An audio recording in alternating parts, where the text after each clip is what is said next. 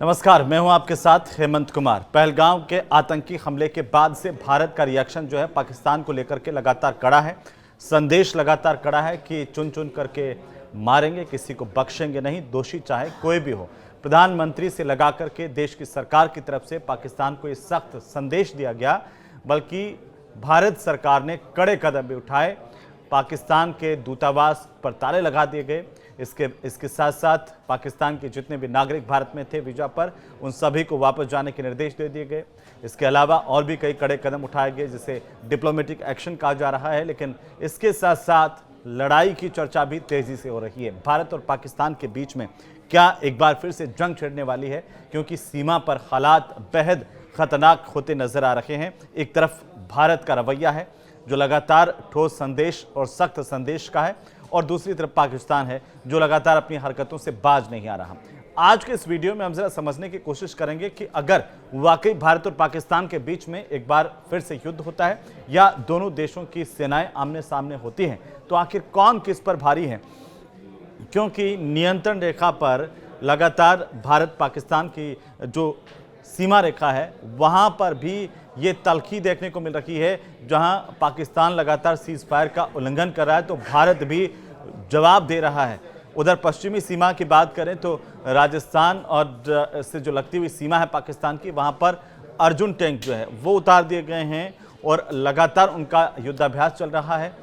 दूसरी तरफ जो नेवल कोर हैं, यानी कि नेवी है, वो भी लगातार अपने अभ्यास में जुटी हुई है। तो वायुसेना और थल सेना भी लगातार अभ्यास कर रही है, और इस वजह से ये आशंकाएं और ज़्यादा तेज़ हो गई हैं कि भारत पाकिस्तान के बीच में क्या युद्ध होगा। आज इसी को समझने के लिए कि भारत और पाकिस्तान के बीच में अगर युद्ध होता है तो ऐसी स्थिति में किसकी सेना किस पर कितना भारी पड़ेगी, और ये जानने के लिए हमारे साथ में रक्षा विशेषज्ञ संजीव श्रीवास्तव साहब जुड़ रहे हैं। उनसे हम जानेंगे करके भारत की सेनाओं को लेकर के जो धरातल पर स्थितियां हैं उसको लेकर के। संजीव श्रीवास्तव साहब, बहुत स्वागत है आपका। और सबसे पहला सवाल इस बात को लेकर के कि भारत की वायुसेना के मुकाबले पाकिस्तान की वायु शक्ति कहां तक ठहरती है सर? देखिए, वायुसेना की शक्ति के संदर्भ में भी भारत की वायुसेना पाकिस्तान के ऊपर बड़ी महारत रखती है, और पाकिस्तान की तुलना में भारत की सेना बहुत ऊंचा स्थान रखती है। भारत विश्व की चौथी सबसे बड़ी वायुसेना है, और जाहिर है कि पाकिस्तान भारत के समक्ष कहीं नहीं ठहरता है। और भारत के वायुसेना में अब तो राफेल जैसे 4.5 जनरेशन के फाइटर जेट्स भी शामिल हो गए हैं, जिससे कि भारत की वायुसेना की शक्ति और भी अधिक बढ़ी है। सुखोई 30 MKI, मिराज, जगुआर और मिग विमान पहले से ही भारत में अपनी सेवाएं दे रहे थे, और इन विमानों ने पाकिस्तान के विरुद्ध सभी युद्धों में शानदार प्रदर्शन किया है और उसके ऊपर विजय हासिल की है। और जाहिर है कि यदि युद्ध छिड़ता है तो ऐसे में भारत के जो वायुसेना की जो शक्ति है वो पाकिस्तान की वायुसेना पर बहुत भारी पड़ेगी। पाकिस्तान के पास GF-17 और F-16 फाइटर जेट्स अवश्य हैं, लेकिन ये भारत के जो वायुसेना के विमानों के शक्ति के समक्ष काफ़ी कम हैं। और भारत के जो फाइटर जेट्स की जो संख्या के दृष्टिकोण से भी देखें तो भारत पाकिस्तान के ऊपर कहीं ज़्यादा बड़ी महारत रखता है, और वायुसेना की शक्ति के संदर्भ में भी भारत का पाकिस्तान से कोई मुकाबला नहीं है। भारत की शक्ति पाकिस्तान की तुलना में बहुत ऊंची है। बिल्कुल श्रीवास्तव साहब। और दूसरा सवाल इस बात को लेकर के कि भारत के राफेल और Su-30 का मुकाबला अगर हम देखें पाकिस्तान के F-16 के साथ में, और चीन से जो पाकिस्तान को जंगी जहाज़ मिले हैं उनके स्तर पर अगर हम इसे देखें, तो ये मुकाबले में स्तर कहां पर है दोनों के बीच का?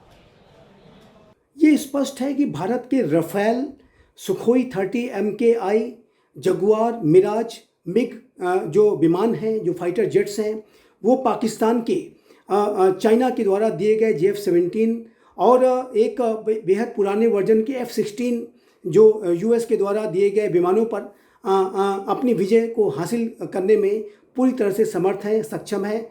चाइना के द्वारा जो पाकिस्तान को विमान दिए गए हैं उन्हें युद्ध का अनुभव नहीं है, और F-16 विमान जो पाकिस्तान के पास हैं वो काफ़ी पुराने वर्जन के हैं।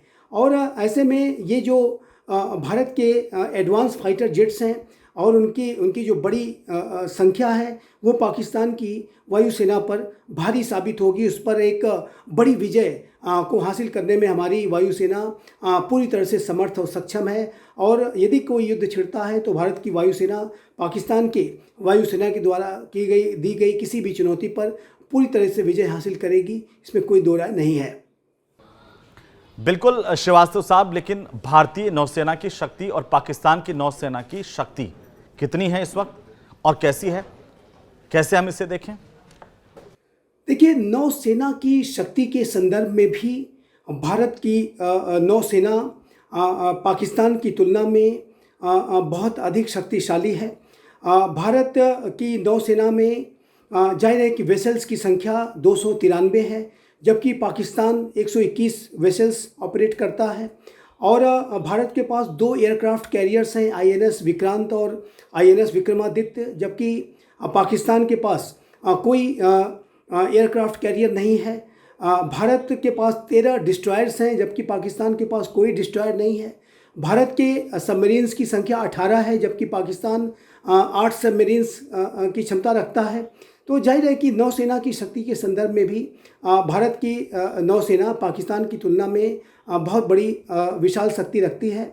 और किसी भी युद्ध की स्थिति में भारत की नौसेना पाकिस्तान की पराजय को सुनिश्चित करने में एक बड़ी भूमिका पहले भी उसने निभाई है और आने वाले समय में भी यदि कोई युद्ध छिड़ता है तो ऐसे में भारत की नौसेना पाकिस्तान की नौसेना के ऊपर और पाकिस्तान के ऊपर पूरी तरीके से विजय को हासिल करने के संदर्भ में जाहिर है कि एक बड़ी कैपेबिलिटी रखती है। और पहले भी 1971 के विशेष रूप से युद्ध में भारत की नौसेना का जो कंट्रीब्यूशन रहा है बहुत ही बड़ा रहा। और आने वाले समय में भी अगर कोई युद्ध छिड़ता है तो भारत की नौसेना की एक अहम भूमिका पाकिस्तान के ऊपर विजय को सुनिश्चित करने में होगी।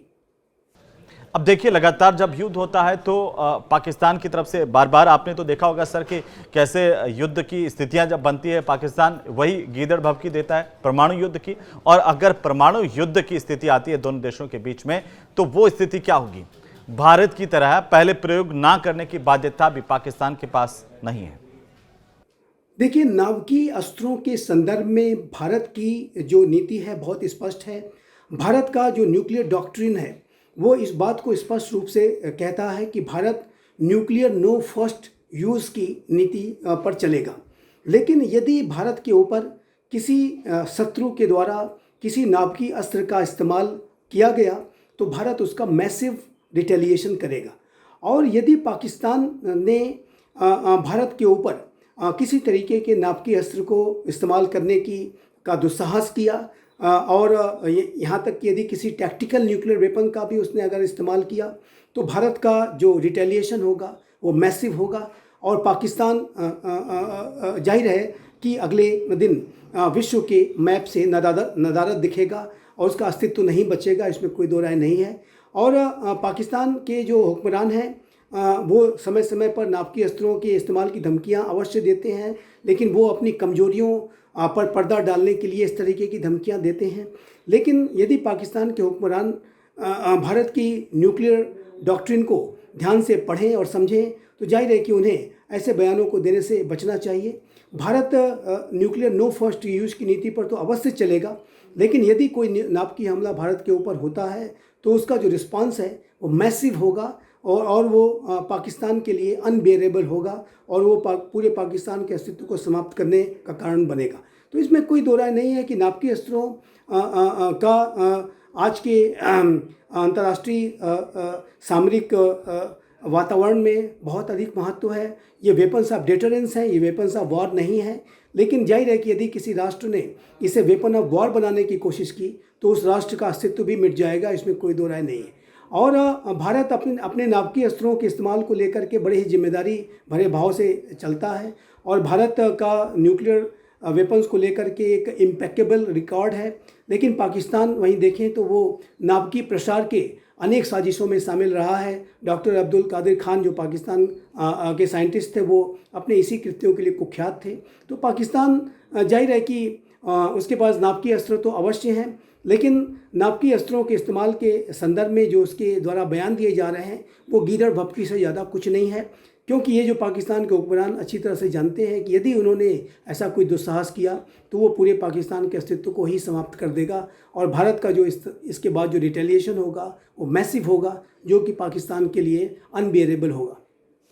बिल्कुल संजीव श्रीवास्तव साहब, आपने बहुत ही बेहतरीन तरीके से समझाया कि अगर दोनों देशों के बीच में एक बार फिर से अगर युद्ध लड़ा जाता है, धरातल पर युद्ध की स्थितियां बनती है और युद्ध होता है, तो स्थितियां क्या हैं, धरातल पर मौजूदा स्थितियां भारत और पाकिस्तान की क्या हैं, वो हमने बहुत ही बेहतरीन तरीके से समझा। यह भी आपने बताया कि भारत की सेना कैसे दुश्मन देश पर भारी पड़ती आई है और अब की बार भी भारी पड़ेगी, कैसे हम वायु शक्ति में इसे मार दे सकते हैं, और साथ ही साथ जो हमारी नेवल यूनिट है, हमारी नेवी है, वो कैसे पाकिस्तान से बेहतर है, वो कैसे मार करेगी। तो ये थल सेना, वायुसेना और नेवी, तीनों सेनाओं का जो प्रहार है वो पाकिस्तान कैसे झेल पाएगा, ये सबसे बड़ा सवाल। और हमारे साथ जुड़ने के लिए और इतनी बेहतरीन तरीके से ये पूरा युद्ध का जो मंजर है उसे समझाने के लिए, हम भारतीय सेना की ताकत को समझाने के लिए बहुत शुक्रिया हमारे साथ जुड़ने के लिए। नमस्कार।